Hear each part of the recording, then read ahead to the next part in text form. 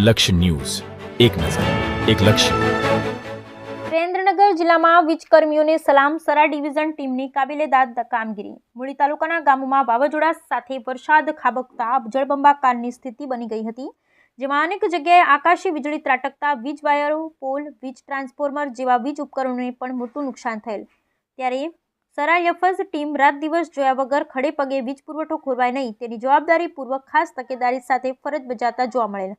ટબઝન Sara division નીચે જ્યોતિગ્રામ યોજનામાં આવતા ગ્રામો જેવા કે રાયશંકપર, વેલાળા, વડોદરા, ખંપાળિયા અને ગઢડામાં વધારે પવન સાથે વરસાદ તેમજ વીજળી પડવાથી વધારે વોલ્ટેજના કારણે ડિસફોલ્ટ તથા તાર પડી જવાથી પાવર સપ્લાય 2 દિવસથી પાવર કટ થઈ ગયેલ, જેને ધ્યાને લઈ ફર્સ્ટ સરા ઓફિસના કર્મચારી ભરતસિંહ જાડેજા, રુદાલતાભાઈ, મહેશભાઈ તેમજ સાથે કર્મચારીઓ મળી રાત દિવસ ઉજાગર કરી ચાલુ વરસાદે એમના જીવના જોખમે જેમ બની શકે તેમ જલ્દી લાઇન રિપેરિંગ કરી પાવર સપ્લાય ચાલુ કરાવી ખૂબ સરસ કામગીરી કરી હતી. વીજકર્મીઓને ગ્રામજનોએ પણ સાથે રહી સપોર્ટ આપી હિંમત આપી તેઓની કામગીરીને બિરદાવતા જોવા મળ્યા હતા. Bureau report Brijesh Trivedi, Surendranagar.